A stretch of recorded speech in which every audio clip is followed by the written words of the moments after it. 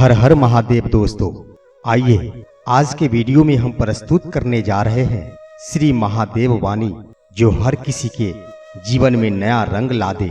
मित्रों, आज के तारीख में ज्योति और आलोक मौर्य की करतूतों ने हमारे भारत के हर लोगों के दिलों को झकझोर कर रख दिया है। आइए हम महादेव से उनके लिए विनती करें कि हे महादेव, आप उन दोनों को सद्बुद्धि देना, जिससे कि हमारे भारत की मर्यादा बनी रहे। हे प्रभु, मेरे 3 अपराधों को माफ करो, यह जानते हुए भी कि तुम सर्वव्यापी हो, पर मैं तुम्हें हर जगह खोजता हूँ। यह मेरा पहला अपराध है। तुम शब्दों से परे हो, पर मैं तुम्हें शब्दों से बांधता हूँ, एक नाम देता हूँ। यह मेरा दूसरा अपराध है। तुम सर्वज्ञाता हो, फिर भी मैं तुम्हें अपनी इच्छाएं बताता हूँ, उन्हें पूरा करने को कहता हूँ। यह मेरा तीसरा अपराध है। इस तीनों अपराधों के बाद भारत के ऊंची पदों पर बैठी ज्योति मौर्य ने भी एक अपराध किया है। हे महादेव, तुम उस अपराध को माफ कर उसमें सद्बुद्धि भर दे। कहना है कि इतनी मेहरबानी मेरे महादेव बनाए रखना, जो रास्ता सही हो उसी पर आलोक और ज्योति मौर्य को चलाते रहना। ना दुखे दिल किसी का उनके शब्दों से, इतनी कृपा हमारे भारत के लोगों पर बनाए रखना। हे ज्योति मौर्य, आपको ईश्वर ने आलोक मौर्य के रूप में जो दिया, उससे खुश रहना चाहिए था, क्योंकि ईश्वर के हर फैसले से खुश रहना चाहिए। क्योंकि ईश्वर वो नहीं देता जो आपको अच्छा लगता है, बल्कि ईश्वर वो देता है जो आपके लिए अच्छा होता है। आज आलोक नहीं होता तो ज्योति मौर्य एसडीएम नहीं होती, इसीलिए ईश्वर ने वो दिया जिससे ज्योति एसडीएम बन सकी। हे आलोक मौर्य, माना कि तेरी जिंदगी ने तेरे साथ बहुत बड़ा आघात किया है, पर अपने महादेव पर विश्वास बनाए रखना, क्योंकि उन्होंने तेरे लिए तीनों लोकों से बात किया है। महादेव कहते हैं कि आलोक, तुम उदास ना हो, मैं तेरे साथ हूँ। पलकों को बंद कर और दिल से मुझे याद कर, मैं कोई और नहीं, बस तेरा ही विश्वास हूँ। परमेश्वर आपकी दुआओं को तब भी समझता है जब आपके पास उन्हें कहने के लिए कोई शब्द नहीं होते। हे आलोक और ज्योति मौर्य, पवित्र बनो और शुभ कार्य करो। शुभ कार्य करने वालों का जीवन ही पवित्र बनता है। आप दोनों से विनती है कि परस्पर मधुर वचन बोला करो। मधुर वाणी बोलने से कलह घटता है और आपस में प्रेम बढ़ता है। बुजुर्गों से शिष्टाचार बरतो। जो बड़ों का मान नहीं करते, वो जिंदगी में कभी उन्नति नहीं करते। यदि आपके पास सद्बुद्धि है तो आपके पास दुनिया का सबसे बड़ा खजाना है, और यदि नहीं है तो आप एक बेचारे इंसान हैं। चिंता करना व्यर्थ है। चिंता में खून सुखाने और समय नष्ट करने की अपेक्षा कठिनाइयों का हल करना सोचो। हे ज्योति, माना कि अभी आपका समय बुरा है, तो बुरे समय में अपने सद्बुद्धि का उपयोग करना सीखो, क्योंकि बुद्धि होते हुए भी जिसने भी बुद्धि का उपयोग नहीं किया, इस जमाने में उससे बड़ा बुद्धिहीन कोई नहीं हो सकता। जो बुद्धिहीन है, उनके लिए शास्त्र वेद आदि भी कोई कल्याण नहीं कर सकता। इसलिए बुरे वक्त में हमेशा अपने सद्बुद्धि का उपयोग करना सीखो। हे ज्योति, तेरे कारण कितने बहनों की पढ़ाई छूट रही है, और सबसे बड़ी बात, नारी शक्ति पर से विश्वास उठ रही है।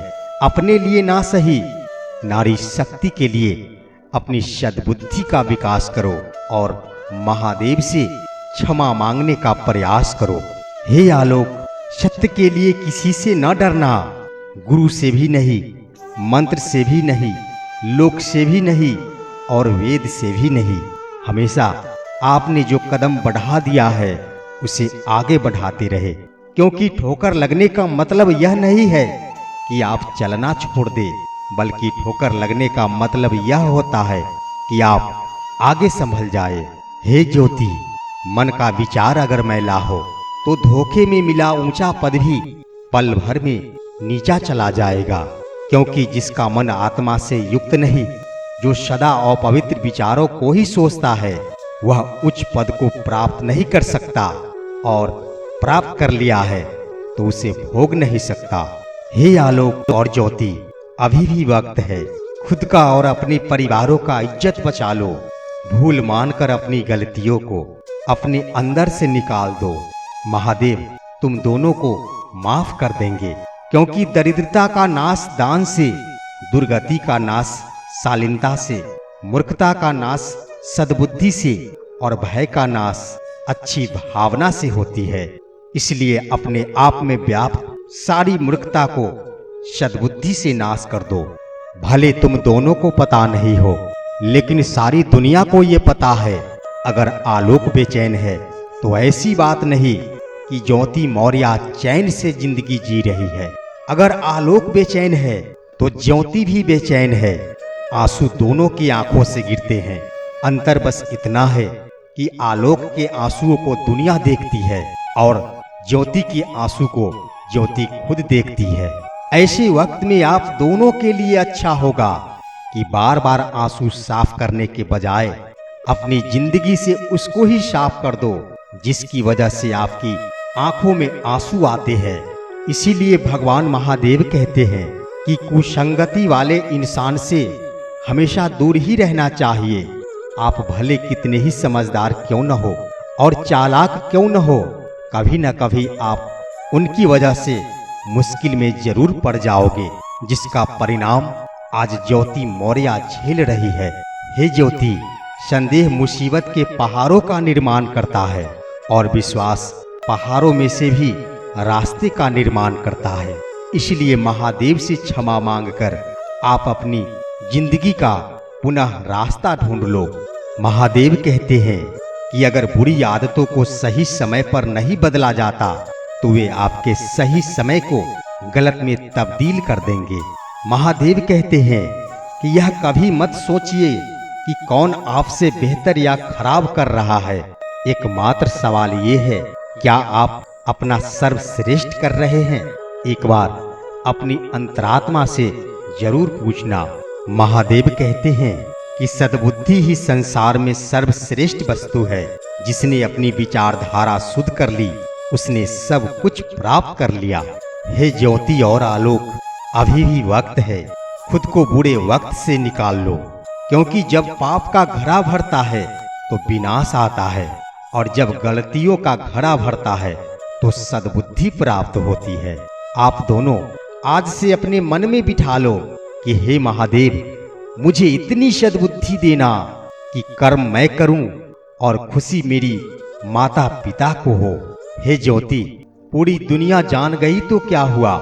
एक आशावादी इंसान बनकर इसी पहचान को एक अच्छी पहचान में बदल दो, क्योंकि जहां एक निराशावादी व्यक्ति किसी भी कार्य में उसका दुष्परिणाम ढूंढ लेता है, वही आशावादी व्यक्ति हर एक कठिन कार्य में भी एक अवसर ढूंढ लेता है। धनहीन को अच्छा वक्त आने की उम्मीद सदैव रहती है, किंतु अमीरों को बुरा वक्त आने का खौफ रहता है।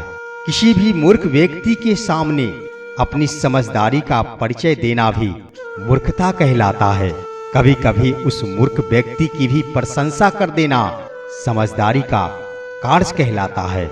हे ज्योति और आलोक, समय के साथ हालात बदल जाते हैं, इसलिए बदलाव में स्वयं को बदल लेना ही बुद्धिमानी कहलाता है।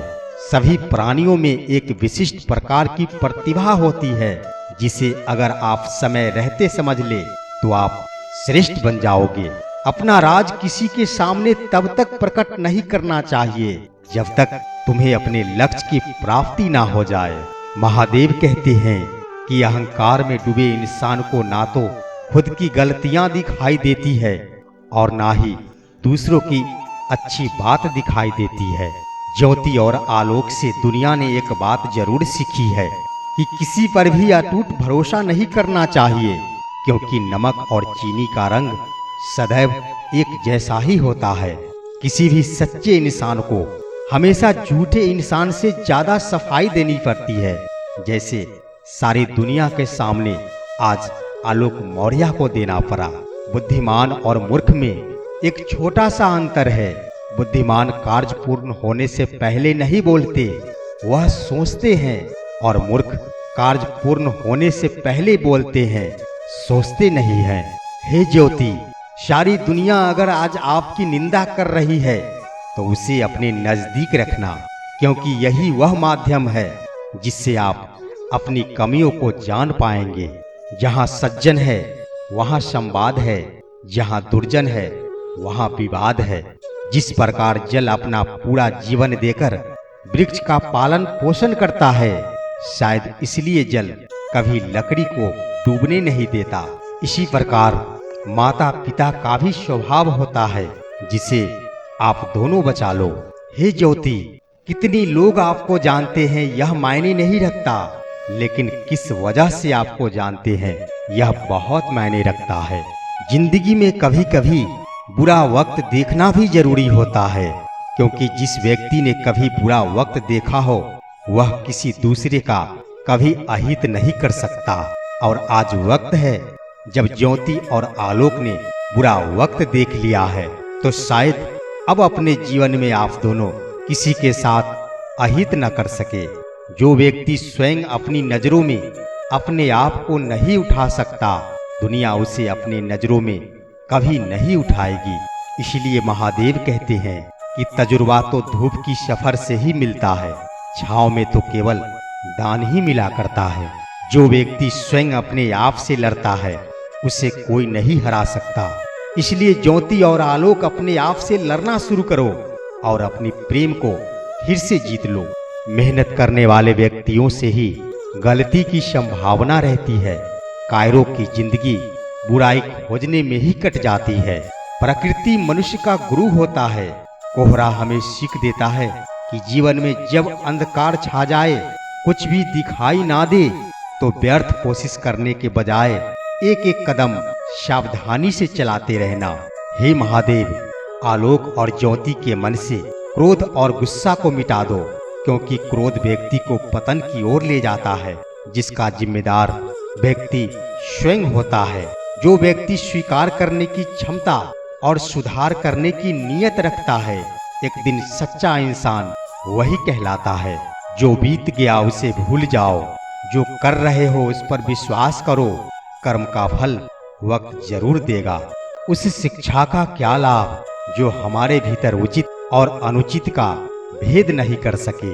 बुराई बताने वाले हजारों मिलेंगे, परंतु बुराई में अच्छाई ढूंढने वाला कोई एक ही मिलेंगे। हे ज्योति और आलोक, आपके लिए अंत में सिर्फ यही रहेगा कि जब तक मन में खोट और दिल में पाप है, तब तक बेकार सारे मंत्र और जाप है। आज का वीडियो इतना ही। फिर मिलते हैं हम अगले वीडियो में। तब तक के लिए हर हर महादेव।